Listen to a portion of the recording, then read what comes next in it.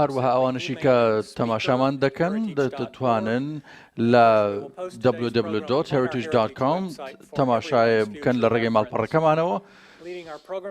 لە پرۆگرامی ئەمڕۆماش ئێمە بە خێرهاتنی میوانە تایبەتەکەمان دەکەین کە دکتۆر گاردنەر لێرە ئامادێ و ئەزمونێکی باشی هەیە لە پەیوەندەکانی بەریتانیا و ئەمریکا لە زانکۆی ئۆکسفۆرد کاری کردو توێژینەوەی ئەنجامداوە. هەروەها شارەزای تایبەتی هەیە لە پەیوەندی دەوڵەتەکان.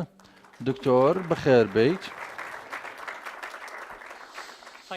زۆر سپاس جۆن، بانیتان باش، بەخێر بن بۆ ئەدامە زراوەی هیریتچ لە چالاکی ئێمڕۆمان.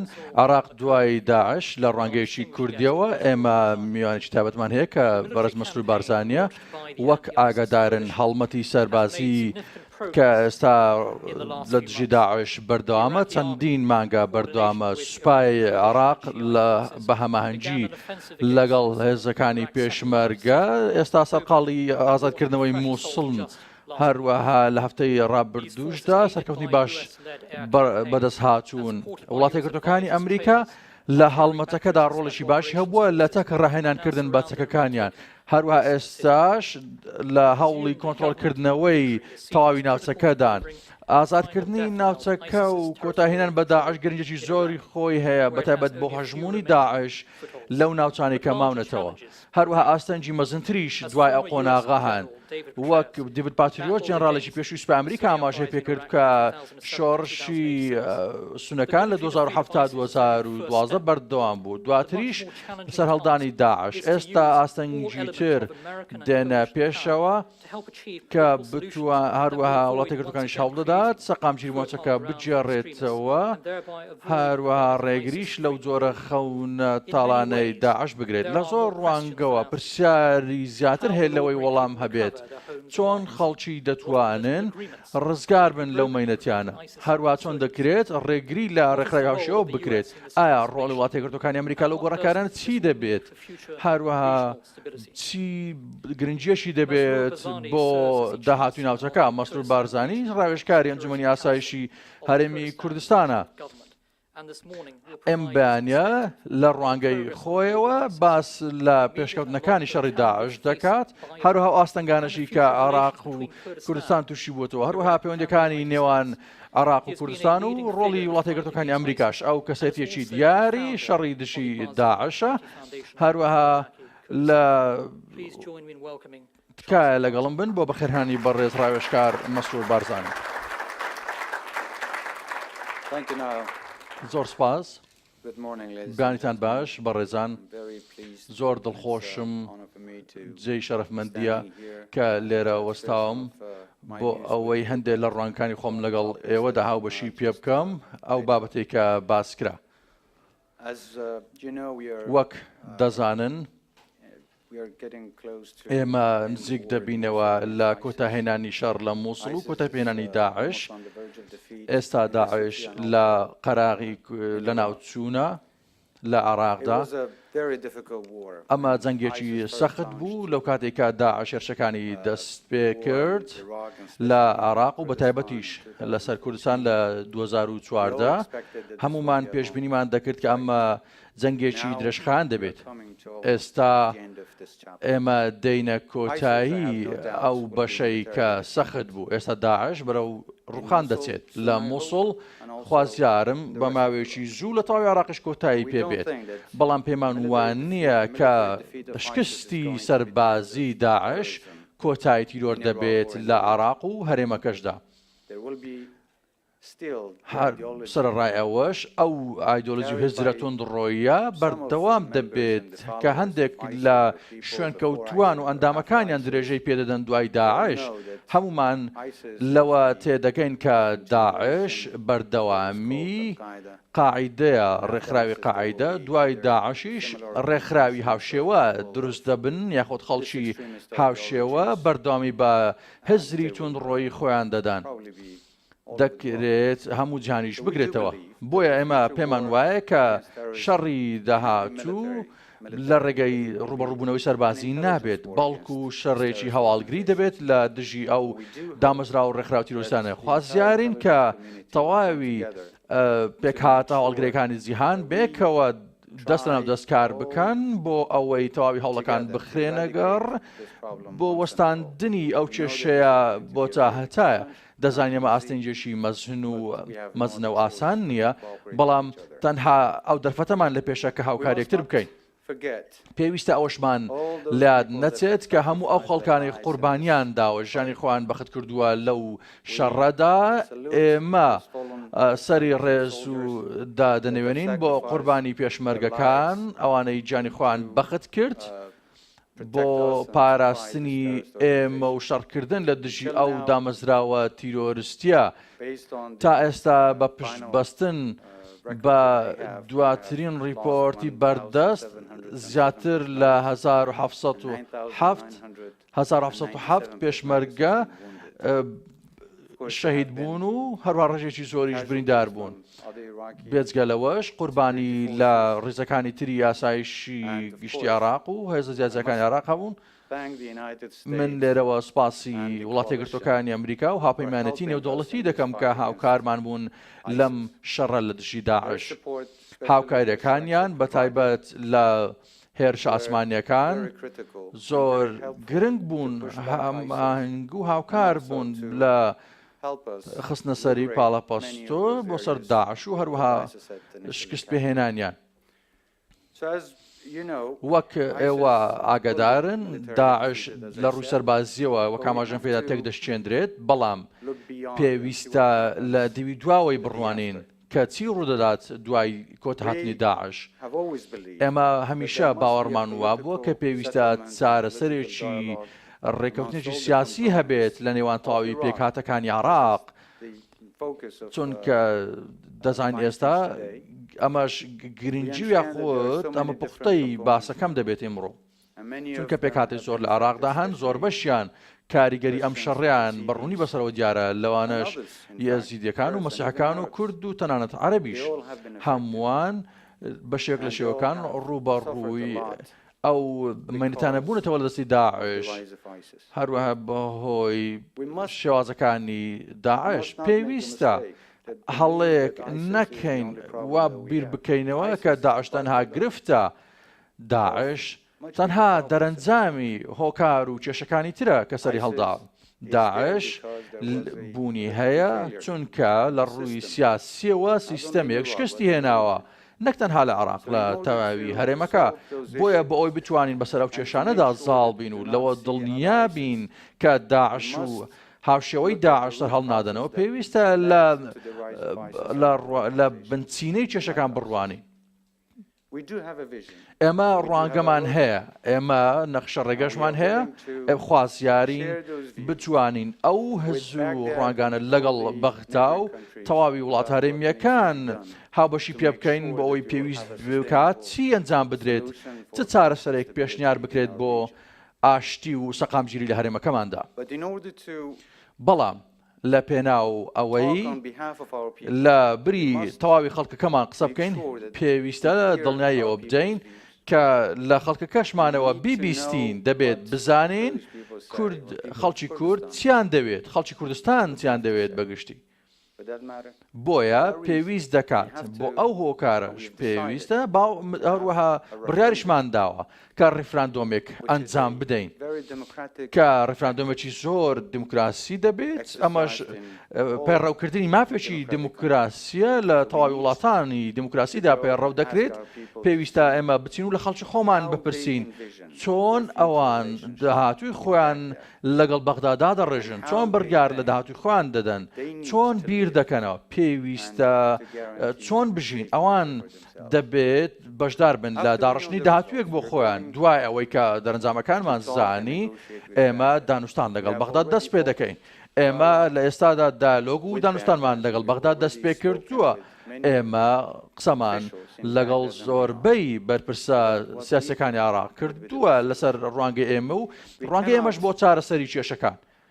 ناکرێت ئێمە ئەو ڕاستیە پشتگوێ بخەین کە ناکرێت قسە لەگەڵێک نەکەین، پێویستە لەگەڵێکتری قسە بکەین، خاڵی هاوبەش بدۆزینەوە ئەوەی ئێمە پێشنیاری دەکەین دۆخەکە ئاڵۆزتر ناکات ئەمە چارە سەرە پێمان وان نییە کە ئەوەی ئێمە دەیڵێت یاخود دەتوانین بەدەستی بهێن و دەمانەوێت بەدەستی بهێنین کاریگەری نێرین لەسەر پەیوەندەکانی داهاتووی کوردستان و بەغدا نابێت واتە دۆخەکە ئاڵۆزتر ناکات چونکە دۆخەکە ئێستا لەو پەڕی ئاڵۆزیدایە هەروەها کێشەکان چارەسەریان بۆ نەدۆزراوەتەوە لە وڵاتدا ئێمە باوەڕشمان وایە کە ڕێگەچارە ئاشتەکان باشترین ڕێگەچارن کە بتوانین لەوێەوە هەنگاو بەهاوێژین ئەوەشمان دەست پێ کردووە و بەردەوام دەبین لە دانوستان لەگەڵ بەرپرسەکانی بەغدا و هاوبەشی پێکردن و ئاڵوگۆڕکردنی بیرروڕاکانمان بۆی باشترین چارەسەر بدۆزینەوە پێویستیشە لەوە تێبگەین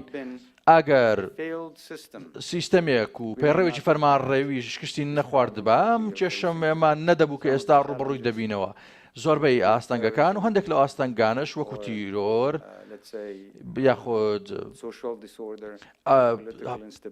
دابشکاری و پچڕانی شیرازەی کۆمەڵایەتی و کێشە سیاسێک کۆمەڵایەتەکان و ئابوووریەکان هەمویان کێشەی تێکەڵ چێشن دەرەنجامی شکست خواردنی پەیڕێوێکی فەرمانڕەوایین پێویستە بتوانین ئێستاش دەزانین کە لەکوێوە کێشەکان ئاڵۆز بوون خوازیارین بتوانین خاڵی هاوبەش بدۆزینەوە بۆ ئەوەی هەمومان هەست بە ئارامی و پارێزراوی بکەین و بە ئاشتی بێکەوە بژین هەروەها ئێمە لێرەش لە واشنتن بیرروبۆچوونەکانمان لەگەڵ بەرپرسانی ئێرە ئاڵوگۆڕ کردووە قسەمان لەسەر خواستەکانی ئێمە و هەروەها پێشنیارەکانی ئێمە کردووە و دنیابینی ئێمەش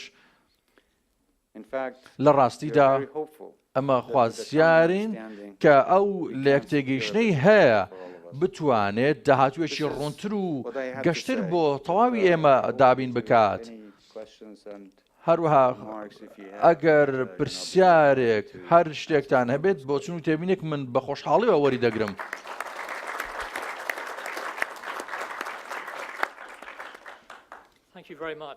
زۆر سپاس بەڕێز ڕاوێژکار بۆ ئەو لێدوانە چڕوپڕانەت من دەمەوێت بەوە دەست پێ بکەم پرسیارێک لەسەر هاپەیمانەتی نێودەوڵەتی لە عێراق لە داعش من ئەوم لە خەیاڵدا و بپرسم ئەوەی ئەو بابەتەی پەیوەندی بەوە هەیە هاپەیمانەتی نێودەوڵەتی چۆن دەتوانێت بە سەرۆکاتی ئەمریکا چۆن دەتوانێت لە عێراق پەرە بەکارەکانی بدات دەتوانن چی بکەن ئاخر وڵاتانی ئەوروپا چ ڕۆڵێکیان دەبێت ئەڵمانیا فەڕەنسا ئەگەر بتوانیت لەسەر ئەو کێشانە بدوێیت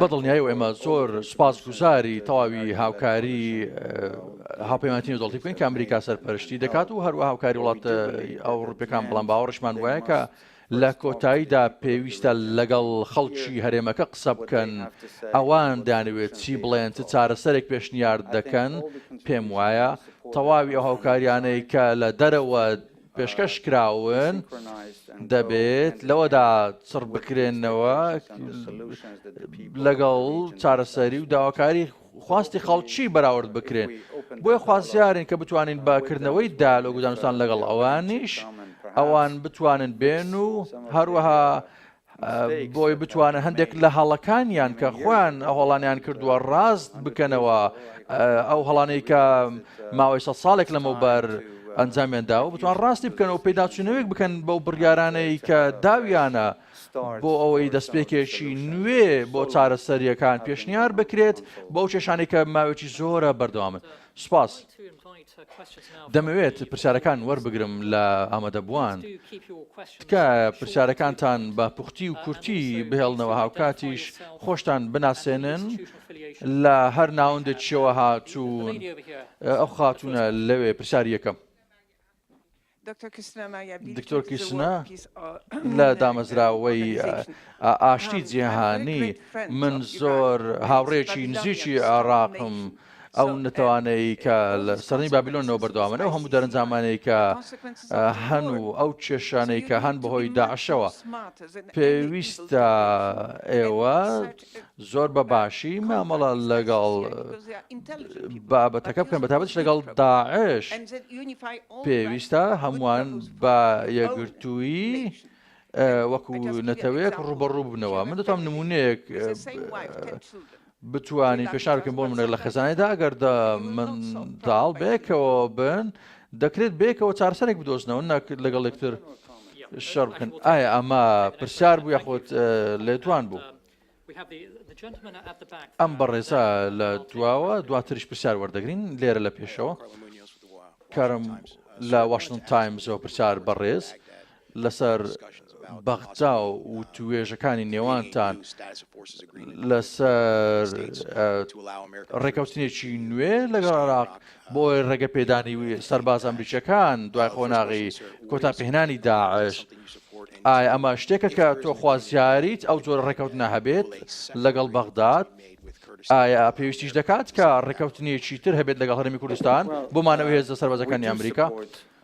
ئێمە با دڵنیاییەوە پاڵپشتی دەکەین لە هەر ڕێکەوتنێک لەگەڵ وڵاتی یەکگرتووەکانی ئەمریکا بۆ هێڵانەوەی سەربازەکانیان لە عێراق. ئەمەش بڕیارێکە ئەگەر لە بەهۆی بەغدادەوە بێت دەبێت لەگەڵ بەغداد ڕێکەون، بەڵام ئێمەش وەکو کورد هەمیشە لەگەڵ مانەوەی هێزە ئەمریکیەکان بووین لە وڵاتی خۆمان. پرسیارێک لەو خاتونەی لەولا لۆری مڵڕۆی لە کوردستان 24ەوە پرسیارەکەم پەیوەستە بە پرسیاری ڕابردوو ئەوش ئەوەیە کە ئێستا کێشەی ڕوون هەن لە نێوان ئەمریکا و تورکیا کە وای کردووە تورکیا چالاکیەکانی ئەمریکا سنوودار بکات.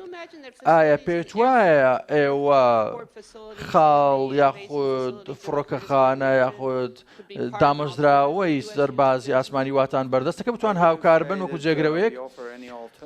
من ناڵێم ئێمە جێگرەوە پێشنیار دەکەین، بەڵام ئێمە خواستمان تێدایە کە لەگەڵ وڵاتی یەکگرتووەکانی ئەمریکا هاوکاری بکەین ئەگەر ئەوان بتوانن پێداویستەکانی ئێمە بەکاربهێنن. سپاس. ئەو بەڕێزە لەوێوە من سەربازێکی پێشووم لە یەپەگە شەڕم کردووە لە 2015 لە 6 مانگ لەگەڵیان بووم. من پرسیارێکم هەیە بەهۆی ئەو ئەزمونەوەی منەوە هەندێک کێشە هەبوون لەگەڵ هەرێمی کوردستان. من هیچ کێشەم نەبوو خۆم، هەندێک لە هاوکارانشمی کێشیان نەبوو، بەڵام هەندێکیان ڕوبەڕووی کێشە بوونەوە. ئێمە دەمانەوێت لەگەڵ داعش شەڕ بکەین. هەندێک دامەزراوەی نێودەوڵەتیش وەکو دکتۆرە بێسنوورەکان و هاوکاری یەزیدیەکان و ئەوانەشی کە هەوڵیان دەدا هاوکاری بکەن کە هیچ لانجی سەربازیان نەبوو دەمێت هاوکاری بکەن. هەندێک لەوانە ڕوبەڕووی کێشە بوونەتەوە. هەروەها کاتش کە هاوکارەکەم کۆچی دوایی کرد ئەو کات هەندێک کێشە دروست دەمێت کە لە ڕەنگەی ئەو بزانم چارەسەردان چی دەبێت. من لەو ئاگادار نیم کە هیچ زانێرێکی وام نییە کە ڕێگری لە کەسکرابێت بۆی بچنە سووریاوە یان بە پێچەوانەوە. ئێمە بەردەوامی هاوکار بوون وەک بەڕێز نایڵ ئاماژەی پێکرد کە دامەزراوەی هاوکاری بارزانی بەردەوام بووە لە هاوکاریکردنی خەڵکی کورد لەوێ لە کۆبانە و لە ئافرین بەدڵنیاییەوە. خوازیارم کە ئەو پرسیارە لە یەپەکەش بپرسیت بەپێی تێگەیشتنی من ئەوان ڕێگری لە خەڵک دەکەن بەتابەت ئاوارەکان کە زیاتر لە 300,000 دەبن کە دانوێت بگەڕێنەوە یەپەگا ڕێگان نادات بچنەوە. بۆیە پێم وایە تۆ باردۆخەکەت لە پێشە ئاگاداری بتوانی پرسیارێکی تر وەردەگرین لەو خانمە.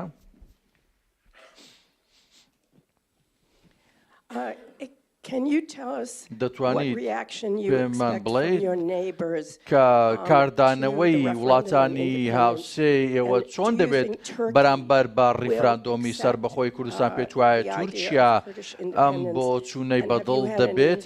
هەروەها هیچ جۆرە ئاماژەیەکتان بۆ لەگەڵبوون و لەگەڵ نەبوون پێگەیشتووە لەلایەن ئەمریکاوە؟ هەرو دەتوانیت پێممان بڵێیت پێتان وایە چارەسەری ئەو کێشەی لە شنگال هەیە چییە؟ ئێمە پێمان وایە کە ڕیفراندۆم پرۆسەیەکی دموکراسیە ئەمە لە زۆربەی وڵاتانی جیهانی دیموکراسی پەیڕەوکراوە پێم وانە هیچ کەسێک بە ڕوونی ڕێگر بێت چونکە ئێمە تەنها دەمانەوێت بزانین خەڵکی ئێمە ڕاوبۆچوونی چۆنە لە سکۆتلەندا ماوەیەک لەمە بە ڕیفراندۆمێکرا لە کوێبێکیش ڕیفراندۆم ئەنجامدرا بۆچی دەبێت ئەمە کێشە بێت ئەگەر ڕیفراندۆمێک لە کوردستان ئەنجام بدرێت ناتوانم لە بری هیچ وڵاتێک قسە بکەم کە هاوکار بن یاخود دژی ئەم بۆچوونە بن بەڵام ئێمە ڕژدین سوورین لەسەر ئەنجامدانی ئەو ڕیفراندۆمە و گوێگرتن لە خەڵکی خۆمان بۆی بزانێت چیان دەوێت بەشی دوێن پرسیارەکەت کە پەیوەندی بە شنگالەوەیە ئەوەی کە باسی کرد ئاڵۆزی پێم وایە ئەمە بەهۆی تێوەگلان و دەستێوەردانی هەندێک لە پێک هاتە دەرەچەکانن پێویستوانە بگەڕێنەوە شوێنێک کە لێوە هاتوون بەڵنیا ئێوە هەندێک لە پێکهاتەکانی پەکەکە هاوکار نین بۆ ئاوادانکردنەوەی ناوچەکە و گەڕانەوەی سەقامگیری بۆ ناوچەکە ئێمە خواستیارین کە ئەوان ڕێز لە یاسا و سەروەری یاسا و هەروەها خەڵکی شنگال بگرن بۆ ئەوەی بگەڕێنەوە بۆی پرسیارێک لە دوی دواوە لە لای ڕاست سڵاو من مایکل گەنتەرم پرۆفیسۆر لە زانکۆی تەنسی لە زانکۆی تەکنۆلۆژی تەنسی ئایا ڕیفراندۆمەکە کە باس لەسەر بەخۆی دەکرد ئێوە پێتان وایە بە بەراورد لەگەڵ بارودۆخی ئێستای سیاسی و ئابووری چۆن دەبێت کە لە کوردستاندا هەیە زۆر سپاس پێم وایە یەکێک لە فاکتەرە لەو فاکتەرانی کە دەکرێت کۆمان بکاتەوە ئەوەیە سەرڕای جیاوازیە ناوخۆیەکان کە زۆر کێشەی ئاسایین بەڵام شتێکی هاوبەش هەیە فاکتەرێکی بەهێز و کارێکی بێز هەیە کە کۆمان دەکاتەوە کاویش ڕیفراندۆمە پێمان وایە لە ڕێگەی ڕیفراندۆ هەمووان پاڵپشتی دەکەن و باوەڕشم وایە کە پارتە سیاسیەکانی تر بە تایبەت سەرکردایەتەکانیان زۆر پاڵپشتی لەو هەنگاوە دەکەن ئێمە لە هەوڵی بەردەوام داین بۆ قسەکردن لەگەڵ تەواوی لایەنە سیاسیەکانی کوردستان بۆ گەیشتن بە ڕێکەوتنێک بڕیارمان داوە کە لیژنەیەک پێک بهێنرێت لە نوێنەری تەواوی پارتەکان بەتابەت بۆ ئەو ئامانجە بۆ ئەوی بتوانین لێرەوە بەرەو پێشەوە پێشکەوت نەکەبێت ئەوەی پەیوەندی بە لایەنی ئابووریەوە هەیە ئەو بارودۆخە ئابووری تەنها دەمەوێت کە بە بیر خۆمان ئێوە بهێنمەوە کە ئێمە ڕوبەڕووی زۆر کێشە بوونەوە لە یەک کاتی دیاریکراودا ئێمە ڕوبەڕووی جەنگی دژی داعش بووینەوە کە ئەمە زیانکی زۆری پێگەیاندین لە دەرەنجامی شکستەکانی بەشەکانی تری عێراقیش زیاتر لە 1.8 ملیۆن هاوڵاتی ئاوارە بوون ئێستا ئەو ژمارەیە بوو 2 ملیۆن بەرز بۆتەوە چونکە زیاتر لە 200,000 ئاوارەی مۆسڵ ڕوان کردوتە هەرێمی کوردستان ئەوان کوردستان هەڵبژاردووە بۆیە ئێمە زیاتر لە 2 ملیۆن ئاوارەی عێراقی و 300,000 ئاوارەی سووریمان هەیە هیچ هاوکاریەکی باش وامان لە کۆمەڵگەی دەوڵەتی پێنەگەیشتووە بەتایبەتیش لە عێراق هاوکاری نەکراون واتە هاوڵاتیانی هەرێمەکە بە ڕێژەی 30% زیادی کردووە لە جەنگی دژی داعشدا کێشەی هەلیکار دروست بووە سەرڕای ئەوەش حکوومەتی عێراق بودجەی ئێمەی بڕی بۆیە ئێمە کەوتینە ژێر پاڵەپەستە و فشاری کێشەی ئابووری و قەیرانی ئابووری مەزن سەرڕای ئەوەش ئێمە توانیمان سەرکەوتوو بین و ئێستا لە قۆناغی هەڵسانەوە و بوشانەوەی ئابووری داین بە وەلانان و چارسەری دۆزینەوە بۆ کێشە سیاسیەکانیش خواستیارین دڵنیای بدەین کە بگەینە دەرەنجامێک و بەسەر ئەو کێشانەش بێکەوە بەسەر ئەو کێشانە زاڵ بین پێمان وایە ئەمە هەوڵێکی گرنگە دڵنیاشم کە ئەمە بڕیارێکی نیشتیمانیە نەکی پارتێک یاخود پێکهاتێکی دیاریکرا زۆر سپاس بسەری دەتۆ خێراتی واشنتنە و گەلێکی پاشمەدودتی و ئەم بە چارچاوا بەندا سەرخۆبوونە کوردستانی نەژوو یعنی ئەو کەسێ سەرخۆبوونە کوردستانی ئێلان بکە یدە دلێمە و دیروکە کوردستان دە ناوێ خۆ بنویسە و ئەم هەنگی سەبێ لەسەر وێ ڕادبین و ئەم بەندەوێ بریارە so my question is gonna be about حەشتی شعبی پرسیاری من لەسەر حەشتی شعبیە هەرێمی کوردستان چۆن مامەڵە لەگەڵ حەشدی شعبی دەکات چونکە 2 ڕۆژ لەمەوبەر هێزەکانی حەشدی شعبی لە شنگال لە هەرێمی شنگال لەو ناوچەیەدا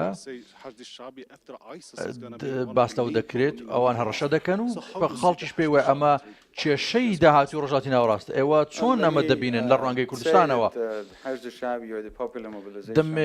دەمەوێتەوە بڵێم کە حەشدی شعبی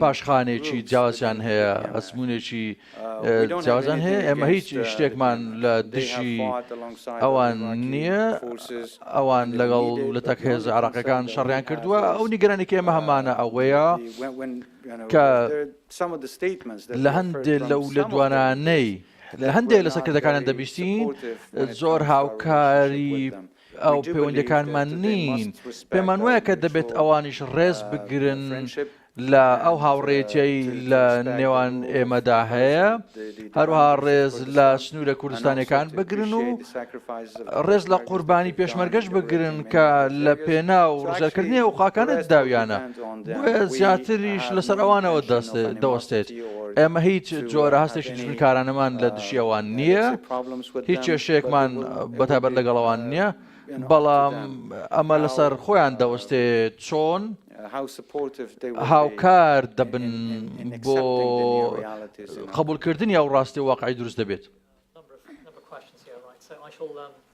ژمارێک پرسیار هەن لێرە بۆیە دەمەوێت یەک بەیەک وەریانگرین لێرە ئەو بەڕێزەی لە پێشەوە دواتر دەینە ناوەڕاست و دوا شن ئیبراهیم من قوتابیم لێرە من دەمەوێت بزانم من توێژینەوە دەکەم لەسەر کێشە مرۆییەکانی هەرێمی کوردستان دەمەوێت بزانم تا چەند ئەو کێشانە کارگەران سەر کوردستان دروست کردووە بەداخەوە وەک ئاماژەم پێداوشیم کردەوە ئێمە زیاتر لە 2 ملیۆن ئاوارەمان هەیە لە کوردستان کە بەداخەوە ژمارەیەکی مەزنە و فشارێکی زۆری خستۆتە سەر داهاتە سنووردارەکانمان لەم قۆناغەدا لە تەک ئەو کێشانی ڕوبڕووبوونێتەوە وەک شەڕی داعش و بڕینی بودجا لەلایەن بەغداوە بۆیە تا ئێستا ئێمە متمانەمان وایە و باوەڕمان وایە کە خەڵکێکی زۆر تا ئێستاش لە سەرتاسەری عێراق کوردستان وەک لانەی ئارامی دەبینن هەروەها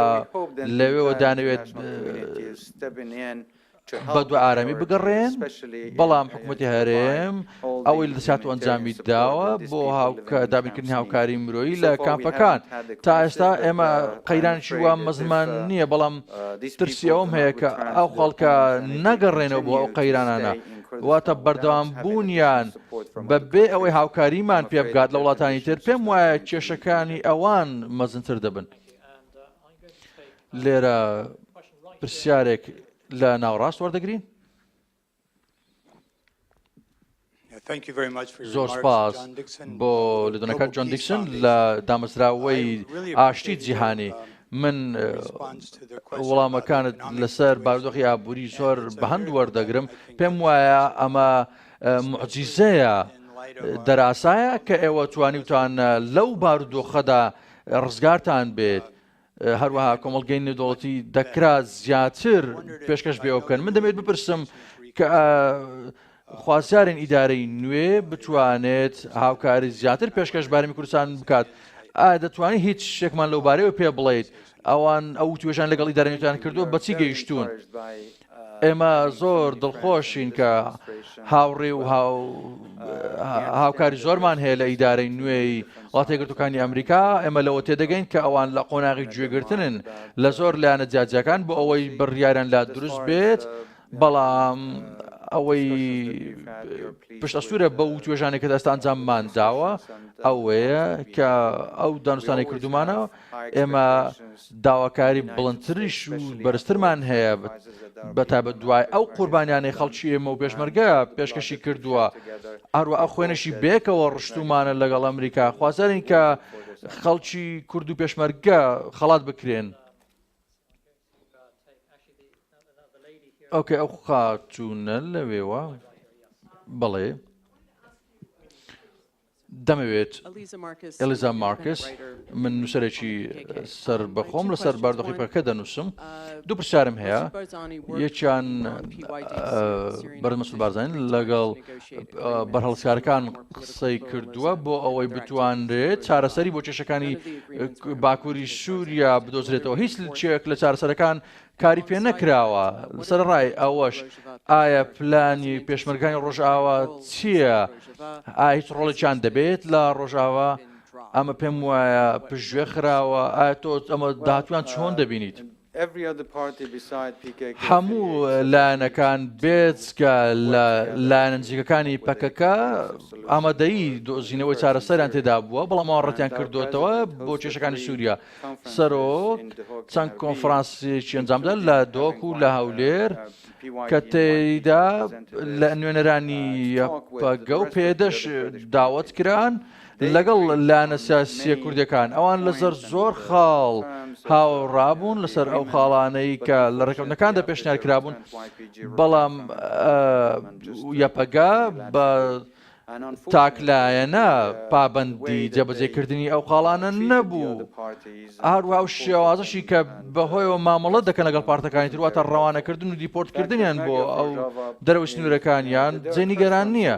پێشمەرگەکانی ڕۆژاوا کوردی ڕۆژاوان کوردی ئەفرین و کۆبانێ و قامشلی و تەواوی ناوچەکانی ترن ئەوان لە تاک پێشمەرگەکانی باشوور لە کەسکە لە شنگار لە ناوچەکانی تر لە دژی داعش شەڕیان کردووە قوربانیان داوە شەهید کراون بریندار بوون لە ڕاستیدا هەندێک جار لەو کاتێکە تەرمی قوربانەکان دەگوازرێتەوە بۆ سووریا یەپەگا ڕێگری کردووە لە گەڕانەوەی تەرمەکانیان چونکە ئەمانە بە ئاڵای کوردستان داپۆشرا بوون خوازیارین کە هەموو لایەنەکان بگەنە دەرەنجام و لێکتێگەیشتێک بەیەکەوە بتوانن سەرکەوتوو بن و شوێنێکی ئارامتر و باشتر دروست بکەن ئێمە بە هیچ شێوەیەک دانوستانێکی تر ڕەت ناکەینەوە لەگەڵ یەپەگە و پێدەوە هەر لایەنێکی تر بێت ئێمە خواستی ئەومان تێدایە و خوازیارین بێکەوە ئەوان کۆ ببنەوە و چارەسەری ئاشتەوایی بدۆزێن ئەمەش ئامادەی هاوکاریکردنمان تێدایە بۆ جێبەجێکردنی. زۆر سپاس من نام ساڵحە لە دەنجی ئەمریکاوە بەشی کوردی ئەگەر ئێمە حەز بکەین یاخۆنان ئێمە دەزانین کە ئێوە کێشەیەکتان هەیە لەگەڵ پەکەکە بە تایبەتبوونیان لە شنگال بەش یەکەمی پرسیارەکەم ئەوەیە کە ئێلێسا وروشاندی بەڵام بەشەکەی تری ئەوەیە ئێوە لە مامەڵەکردن لەگەڵ پەکەکە لە شنگال ئایا هیچ چارەسەرێکتان هەیە بۆ کێشەیە چارەسەرێکی ئاشتیانە وەک دەزانن ترسیەوە هەیە کە جەنگ ڕوو بدات ئایا وڵاتە یەکگرتووەکانی ئەمریکا بۆ چوونی چی لەسەر کێشەیە؟ بەڵێ کێشە هەیە ئێمە کێشەمان نیە ئەوان کێشیان هەیە لەگەڵ ئێمە ئەوان ئەو لایەنن کە کێشەکانی خۆیانیان هێناوەتە ناوچە و هەرێمی ئێمەوە خوازیارین کە ڕێز لە سەروەری و دەسەڵاتی هەرێمی کوردستان بگرن هەروەها گوێ بگرن لەو قسانێکی ئێمە دەمانوێت بڵێت یاخود گوێ لە خەڵکی شنگال خۆیان بگرن بە پێی تێگەیشتنی خۆم تەواوی کۆمەڵگە و دامە زراوە یەزیدیەکان تەواویان داوایان لە پەکە کردووە کە ئەو ناوچەیە بەجێ بهێڵن بەڵام لێکدانەوەی زۆر هەیە چونکە هەندێک لە خەڵکان ئێمە لە پەکەکە لەوێن دانناسی ناوەکانیان لامانە خەڵکی شنگال نین ناوچەکانی ترەواتوی واتە باشترین چارەسەر ئەوەیە کە ڕێز بگرن لە خواستی حکوومەتی هەرێمی کوردستان و خەڵکی ناوچەکە و ئەو ناوچەیە بە ئاشتەوایی بهێڵن و ڕێگەمان بدەن ئەو ناوچەیە ئاودان بکەینەوە ئەمە چارەسەریشی تەنها چارەسەر دەبێت کە خەڵکی بەدڵیان بێت. پرسیارێک لەو خاتونە لەوێوە سڵاو بەڕێز بارزانی پرسیارەکەم لەسەر کەرکووکە هەرێمی کەرکووک ئەمە یەکێکە لە کێشەکانی کورد لەوێ دەتوانیت پێم بڵێت لەو کاتەی کە ئایا ئەو کاتی بەسەر مادەی سەڵسڵ هاتووە وەک ئێمە دەزانین کە سەرۆکمان مەسرور بارزانی هەمیشە ئاماژە بۆ دەدات کە کەرکووک لە ڕووی مێژووی و جوگرافیەوە بەشێکە لە کوردستان بەڵام لە هەموو کات حکوومەتی ناوەندی کاردانەوەی نەرێنی هەیە بەرامبەر بەوە دەمەوێت لەوە دڵنیابین کە ئەو کاتە بێت و بتوانرێت ئەویش بگەڕێتەوە سەر کوردستان. سوپاس. پێم وایە ئەو مادەیە دوای کارپێنەکردنی دەستور ئەو مادەیە کۆتای پێ هاتووە هەروە حکوومەتی عێراق ئەو مادەی جێبەجێ نەکردووە مادەی ١٤٠ تەنها باس لە کەرکووک ناکات باس لە تەواوی ناو کێشە لە سەرەکان دەکات دەبووە جێبەجێ بکرایە ئەمە ئەرچی حکوومەت بوو بەڵام ئەنجامی نەداوە. دەمەوێت بە کورتی باسی بکەم مادە ١40 لە چی پێک هاتووە. قۆناغۆ یەکیان ئاسایکردنەوەی بارودۆخەکە بووە کە ئەوە دەکێنێت ئەو خەڵکانەی کە بە زۆر دەرکراون بگەڕێندرێنەوە هەروەها ئەوانەشی هێنراون و هاتوون بۆی پڕکردنەوەی جێگەی ئەوانی دەرکراون بۆی بگەڕێن ناوچە سروشتەکانی خۆیان. ئەمە بەشێک بوو لە قۆناغی ئاسایکردنەوەی بەشی تر ئەوە بوو کە پشتگوێ خراوە ئەوەیە کە دەبوایە ئەو سنووری پارێزگانەی کە گۆڕانە بەسەر داهاتووە و زۆرینیان کورد بوون لە یەکتری پچڕێنراون و دراونەتە پارێزگەکانی تری عێراق بۆ ئەوەی قەبارەی کورد و ناوچە کوردەکان بچووکتر بکرێتەوە و گۆڕانی دیموگرافی و باربکردن کاریگەرتر بێت. هەروە ئێمە دەمانەوێت ئەو ناوچە دابڕێنراوانە ئەو بەشانەی لە پارێزگەکان دابڕێنراون بگەڕێنەوە سەر پارێزگەکان. ئەمە بەشێک بۆ لێ قۆناغی دومی ئەوەیە کە بتوانرێت چەند پێکهاتەی تێدا بەشی سێمیشی ئەوەیە کە بتوانێت ڕیفراندۆم ئەنجام بدرێت. ڕیفراندۆم ئەو کات ئەنجام دەرێت و ئەو خەڵکە ڕێگان پێدرێت کە خۆیان خەڵکی خۆجێی و ڕەسەنی ئەو ناوچەند واتە ئەو خەڵکانی هاتوون و هێنراون ناکرێت بڕیار لە چارنووسی ناوچەکە بدەن. ئێمە لەوە تێدەگەین کە قۆناغێکم بەشێک لە شێوەکان جێبەجێ کراوە بەڵام پێوەڵکانەوەی و گەڕانەوەی خەڵک بۆ ناوچەکە و ئەوروها گەڕانەوەشی ئەوانەی کە هێنراون نەگەڕێنراونەتەوە.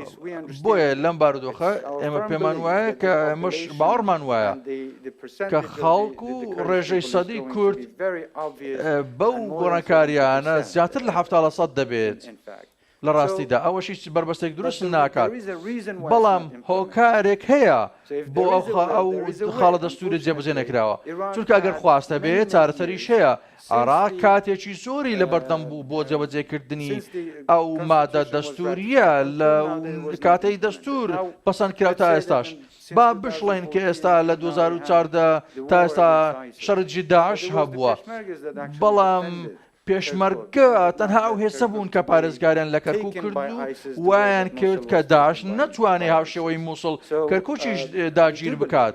بۆیە من باوەڕمان وایە کە ناسنامەی کەرکووک بەڕوونی کوردی و ڕوونە خوازاریشین لەسەر ئەم بابەتەش بگەینە لێک تێگەیشتنێک لەگەڵ بەغدا بەڵام لەوەش گرنگتر دەمانەوێت لەگەڵ خەڵکی کەرکووک بگەینە دەرەنجامێک کە ئەوان بڕیار لە چارنووسی خۆیان بدەن. سپاس. پرسیارێک وەردەگرین لەوێوە لە دواوە لە دێڤید پۆلاک بەڕێز تۆ دەست پێ بکە دواتر دەچینە. زۆر سپاس بۆ ئەو سەمینارە. من دێڤید پۆلاکم لە دامە زراوەی واشنتن بۆ سیاسەت دەرەوە. دەمەوێت بپرسم ئەگەر بتوانیت هەندێک قسە بکەیت لەسەر پەیوەندیەکانی کوردستان و ئێران بە تایبەت لەسەر دوو کێشە یەکیان ئەو لەسەر ئەو ریپۆرتانەی کە باس لە هاوکاری ئێران دەکات بۆ پەکەکە و بە تایبەت ئەو هێزانەی بوونیان هەیە لە شنگال و قەندیل و ناوچەکانی تر. خاڵی دووەم کێشەی ئیدارەی نوێی واشنتن هەروەها ئەو خواستێکەوانیش تیاندا کە دانەوێت کاریگەریەکانی ئێران کەم بکەنەوە لە هەرێمەکەدا. ئەمە چۆن کاریگەری دەبێت لەسەر پلانەکانتان؟ سپاس. ڕوانگە و بۆچوونی ئێمە زۆر ڕوونە. ئێمە خوازیارین و دەمانەوێت پەیوەندی زۆر باشمان لەگەڵ هاوسەکانمان هەبێت بەڵام سەرڕای ئەوەش ڕەتی دەکەینەوە هەر وڵاتێک بێت دەستێوەردان لە کاروبارەکانمان بکات. ئەمە هەڵوێستی فەرمی و ئێمەیە. خوازیارین کە ئێران وڵاتانی تر ڕێز لەوە بگرن، هەروەها ڕێز لە بڕیاری خەڵک و خواستی خەڵک بگرن لە هەرێمی کوردستان و هەروەها هیچ جێگرەوە و یاخود شەڕی لە زیاتی دروست نەکەن. ئێمە ئامادەیی دایلۆگ و دانوستانمان تێدایە. ئێمە لەگەڵ هەموو لایەنەکان قسە دەکەین بۆ ئەوەی دڵنیابین لەوەی پەیوەندی باشمان دەبێت لەگەڵ تەواوی هاوسەکان. ئەوەی پەیوەندی بە وڵاتە یەکگرتووەکانی ئەمریکاوەیە، ئێمە ناتوانین لە بری ئەوان قسە بکەین. ئێمە هاتووینێتە ئێرە بۆ ئەوەی لەوە تێبگەین ئەوان سیاسەتەکانیان چۆن دەبێت لەسەر هەر بڕیارێک. ئێمە لە ناوچەیەکی هەستیار دەژین، هەروەها ئاسایشی نیشتیمانی خەڵکی ئێمە لە پێشینەی کارەکانمانە. ئێمە هاوکاری هەر لایەنێک دەکەین کە هاوکاری کوردستان و خواستی خەڵکی کوردستان بکات. پرسیارێک لەو خاتونە لە دیوی دواوە. زۆر سپاس. من نیشیە لە ناوەندی هاتسن بۆ توێژینەوە. وەک دەزانی زۆربەی مەسیحەکانی کورد عێراق لە پارێزگەی نەینەوان و لە ماوەی 3 ساڵە ڕابردوو زۆربیان ڕوویان کردوتە هەرێمی کوردستانەوە وەکو ئاوەر. ئایا هیچ پلانێکتان بۆ ئەو خەڵکانە هەیە لەو کاتێک کە داعش کۆتای پێ هاتوو شکێندرا؟ ئایا دان پارێزن چونکە ئەوان پێکاتی سەربازی بخوان نییە؟ ئەوان دەگەڕێنەوە یاخود پاڵپشان دەبن بگەڕێنەوە یاخود بمێنەوە لە هەرمی کوردستان؟ زۆر ئێمە لە دەستپێکی هەڵمەت ڕزگارکردنەوەی مووسڵ باسمان لەوە کرد کە پێویستە لە دانوستان هەبێت لە نێوان تەواوی پێکاتەکان بۆ قسەکردن لەسەر داهاتووی مووسڵ. ئەمە بەس نییە کە لە ڕووی سەربازیەوە سەرکەوتوو بین، بەڵکو دەمانەوێت ئاشتی بە لە نزیکردنەوەی خەڵک و پێکاتە جیاوازەکان بێنینە ئاراوە. ئێمە ناتوانین لە بری کریستیان و مەسیحەکان قسە بکەین هەروەک چۆن نامانەوێت هیچ کەسێک لە بری ئەمە قسە بکات. بۆیە من دەڵێم کە ئێمە بەو پەهێزەوە پاڵپشتی دەکەین لە هەر بڕیارێک مەسیحەکان بیدەن و ئێمەش هاوکاریان دەبین بۆ بڕیارێک جێبەجێکردنی بڕیارەکانیان.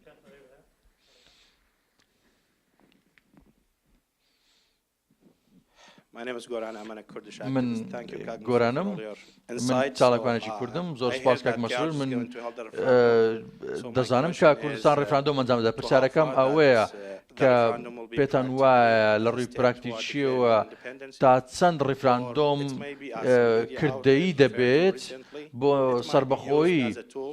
ئەمە دەکرێت وەکو ئەنجامێک بەکاربێنرێت لە دژی عێراق یاخود ئەمە بۆ سەربەخۆی لە ڕووی کردارەچی؟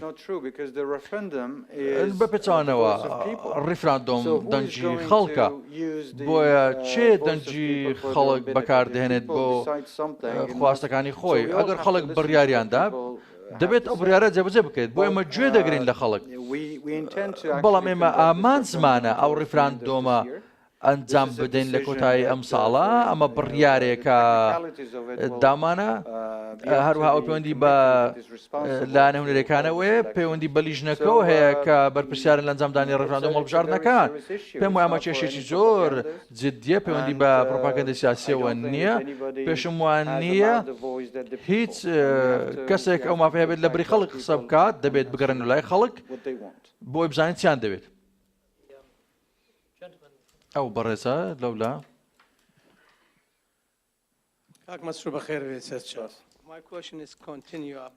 پرسیارەکەم بەردەوامیە لەسەر نیگەرانیەکانی حەشدی شەعبی. سوپای عێراقی و حەشدی شەعبی دانەوێت لە کەرکووک و خانەقی نزیک ببنەوە، هەروەها لە بەشیر و کەیوان و تازە و ناوچەکانی تریش نزیک بوونێتەوە. ئایا کاریگەریەکانی ئەوە چی دەبێت؟ چونکە جومان جێبیستەوە بووین کە سەرکردەکانی حەشدی شەعبی زۆر بە خراپی باس لە کوردستان دەکەن. دەمەوێت بزانم ئێوە کاردانەتان چییە؟ وەک ئاماژەم پێدا دەمانەوێت کە کێشەکانمان لەگەڵ تەواوی لایەنەکان چارەسەر بکەین.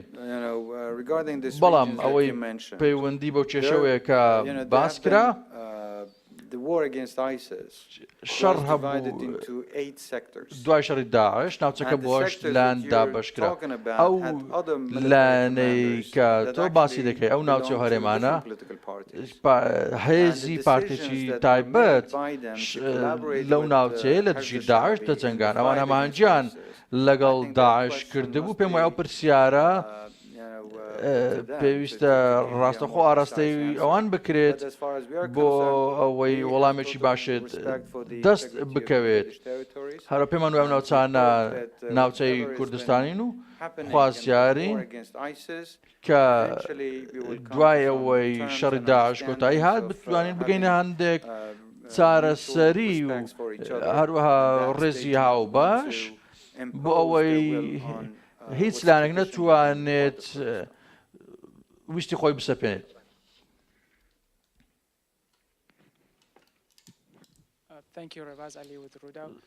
زۆر سوپاس بەڕێز مسرور ئاماژەت بۆ کرد کە لە کۆبوونەکان لەگەڵ بەرپرسانی کۆشتی سپی دەکرێت پێمان بڵین کە باسان لە ڕێفراندۆم کرد پێتان وایە کە کۆشتی سپی و ئیدارەیە هەڵوەستی چۆن دەبێت لەسەر ئەو بابەتە هەروها پرسیارێکی تریشم هەیە لەسەر سیاسەتی ناوخۆی کوردستانەوە ئایا دانوستانەکان بەچی گەیشتون لەگەڵ پارتەکانی کوردستان و ئامادەکاریەکانی ڕێفراندۆم لە چ قۆناغێکدا؟ بەڵێ من ئێستا باس لە پوختەی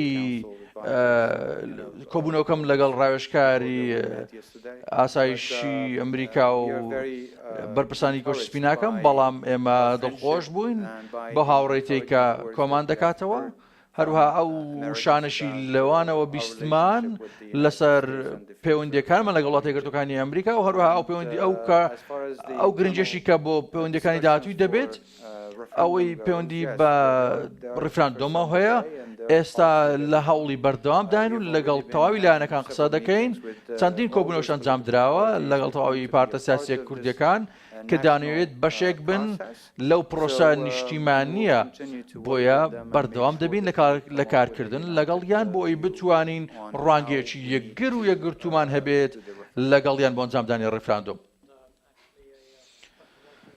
بەڵێ پرسیارێکی تر لەوێوە.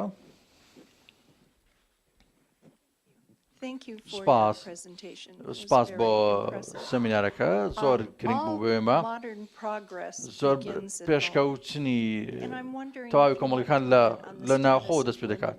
ئایا دەکرێت باس لە بارودۆخی ژنان من بۆ بکەیت لە کوردستان؟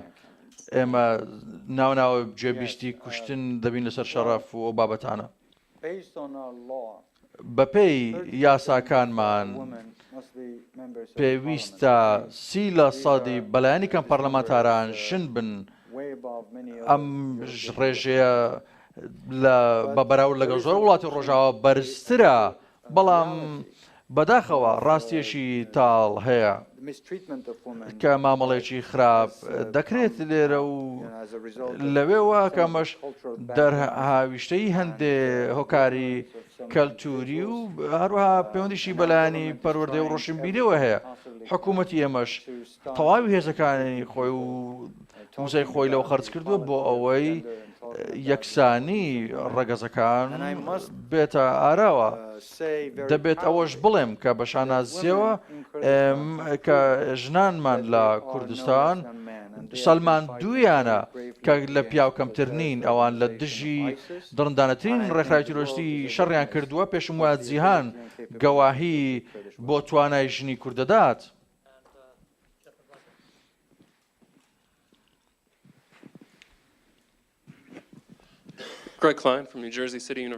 من لە زانکۆی نیوجێرسیەوە زۆر جار باس لە بوونی داعش دەکرێت و هەروەها لە پەڵچێشکردنی ئەندامەکانیان. ئایا کاریگەریان لەسەر کوردستان چۆن بووە؟ دەتوانیت دووبارە بکەیتەوە؟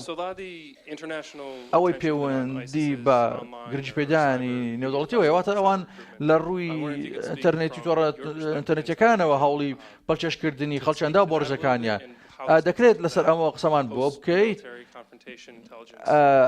دوای ئەو شەڕە چی دەگوزارێت؟ دەمتوانم بڵم کە ئێمە بەختەوەرین کە خەڵکی ئێمە بە کەلتوری ئێمە توننین لە کەلتوری ئێمە تونندڕۆی نییە هەروەها پاڵپشتی بۆ تونندڕۆی نییە ئێمە خەڵکی وین کە جیاوازەکان قبول دەکەین لە کوردستانیش خەڵکی خاوەنی حزری ئاینی و سیاسی زیادەژین خەڵکی کوردستان بەگشتی دەتوانین بڵێین لە ڕووی پێکەوە ژیانەوە باشترین خەڵکن ئەمەش هاوکار بووە بۆ ئەوەی بتوانین ڕێگری بکەین لە پەلچێشکردنی خەڵکی بۆ ئەو ڕێکخراوە تیرۆریستیە هاوکاتیش ئێمە پێک هاتە ئاسایشەکانمان و ئەمنیەکانمان ڕۆڵێکی کاران جێڕاوە خەڵکی ئێمەش پاڵپشت بوونە لە تەواوی ئەو پرۆسەیەدا بۆیە دەتوانین بڵێن کە ئێمە ئامادەیەکی تەواومان تێدا بوو بۆ ئەوەی تیرۆریزم لە کوردستان سنووردار بکرێت دەزانی کە بە شێوەیەکی ڕەها هیچ زۆر ئاسایشێکی ڕەها نییە لە جیهاندا بەڵام ئەگەر تەماشای کوردستان بکەیت لەو هەرێمەی تێیدایە ئەمە لە ناوەڕاستی ناسەقام گیرترین ناوچەی جیهانە بەردەوام ڕووبووری ئاستانەکان دەبینەوە بەڵام سەرڕای ئەوەش ئارامی هەیە دەمێت هەندێک داتات پێ بڵێم کە کردە تیرۆریستەکان لە کاتی هاتنی تیرۆرەوە تا ئێستا کەمترن لەو چالاکێک تیرۆریستیانەی لە کەمترە لە چالاکی هەر ڕۆژێکی ناوچەکانی تری ئاڕا بۆ ئێمە توانیومانە کە لە ڕووی ئاسایشی و ئەمنی هەرێم بپارێزین بەڵام زۆر بەشی ئەو تێکۆشانە بۆ خەڵکی کوردستان خۆی دەگەڕێتەوە کە هاوکارێکی بەردەوام بوون و هاوکاتیش بۆ لایەنە ئەمنیەکانیشمان ئێمە باس لە تەواوی ئەو ڕێگانە ناکەین کە گرتومانەتە بەر بەڵام بەدڵنیایەوە دەمەوێت بەو شێوەیە باستە سەرکەوتنەکانمان بکەین لەمڕۆوە ئێمە کاتمان بۆ تەنها دوو پرسیاری دوایی هەیە لەم بەڕێزەوە لێرە بەخێر بێ من دانا قوتابی ماستەر لە خوێن ماستەر لە بەرەبرنی فڕۆکەوانی لەگەڵ خێزانم گەزەنگ حاکم سدیق دێرەسە پرسیارێکم هەبوو حرەکەیەکی ریفۆرمی لە سەردەستی جەنابی سەرۆک و بەڕێستان لە کوردستان بەدی دەکرێت ئێمەش بە وەکو گەنجان دڵخۆشی لە نێو گەنجان و لێکەوتەی زۆری لێ هەیە Do you have any plan for those of us ئایا هیچ پلانێکتان هەیە بۆ ئەوانەی کە ئاسمونیان پەیدا کردو لە دەرەوە خوێندویانەوە کە دەیانوێت بگەڕنەوە بۆ کوردستان بۆ ئەوەی خزمەت بە کۆمەڵگە بکەن من بەردەوام دەمەوێت پاڵپشتی لەو کەسان دەکەم کە ئەوانەی باشترین پەروەردەیان وەرگرتووە بگەڕێنەوە کوردستان بۆی پێشت ڕابگەێنم کە من زانکۆیەکمان دروست کردووە لە دۆ کە زانکۆی ئەمریکی کوردستانە لە دۆک چونکە ئێمە دەمانەوێت و پێویستمانە هاوکار بین بۆ خەڵکەکەمان بۆ ئەوەی ئاراستان بکەین بەو شێوەی خۆیان دانەوێت وابن واتە دەبێت هاوکاری سەرکردە گەنجەکان بکەین بۆی ببنە سەرکردەی داهاتوو بەدڵنیاییەوە تۆ ئەو دەرفەتت هەیە خۆشحاڵم کە دەرفەتێکت هەبوو بیتێرە خۆشحاڵش دەم کە بگەڕێیتەوە لەو لایەنەی کە تۆ تێیدا تابەتمەندی خزمەت بکەیت بەدڵنیاییەوە سەرۆک زۆر هاوکارە بۆ ڕێزگرتن لە توانای کەسی هاوشێوەی جەنابەت بۆی خزمەتی وڵاتەکان بکەن بۆیە بەختەشی باشت بۆ دەخوازم بە داوا لێبوردنەوە کاتمان ماوە تەنها بۆ دوایین پرسیار ئەو بەڕێزە لێرە کە دەمێکە دەستی بەرز کردوتەوە لۆی میخایل کە نوێنەراتی کلدانی ئاسوورەکان دەکەم من دوو پرسیارم هەیە ئەگەر کریستیانەکان یەزیدی و تورکمان بەشداری لە ڕێفراندۆمەکان نەکەن پێت وایە کە ئەو پرۆسەیە دەوەستێت لە ئەنجامدان ئەگەر بێت و ئەو ناوچێتدا بەش کرا واتە بەغداد بەشێکی دەست بەسەردا بگرێت و بەشێکی هێرمی کوردستان پێت وایە دەتوانن ئەو دوو بەشانە یەک بخەنەوە تۆ باس لە ناوچێشە لەسەرەکان دەکەیت بەڵنیاییەوە ئێمە ناتوانین لە بری ئەو خەڵکە قسە بکەین کە لەوێ دەشین ئەمە لەسەر خۆیان دەوەستێت بڕیار بدەن دانەوێت لەگەڵ کامەل لایەنە بێت ئەمە ئامانجی جێبەجێکردنی مالی 130 بووە نەک تەنها ڕێفراندۆم بۆیە ئەگەر ئەو خەڵکانی کە تۆش ئاماژەت پێدان و ئەو گروپانە دانەوێت بەشێک بن لەو ڕێفراندۆمە و بتوانن ئەو مافە دیموکراسی پێڕەو بکەن یاخود نانەوێت دەنگ بدەن بە شێوەیەک لە شێوەکان ئەوان دەتوانن ئەوە شوێ دانەوێت بەشدار بن یاخود دەنگ نەدەن ئەمە لەسەر خوان دەوسێت ئەگەر بیانەوێت بەشدار بن یان نا بەڵام ئەوە ناگەێنێت کە ئێمە ڕیفراندۆم ئەنجام نادەین ئەگەر هەندێک لەو ناوچانە نانوێت بەشێک بن لی بە داوالێبوردنەوە ئێمە پێم وایە کاتمان تەواو بوو دەمێت زۆر سوپاسشی بەڕێز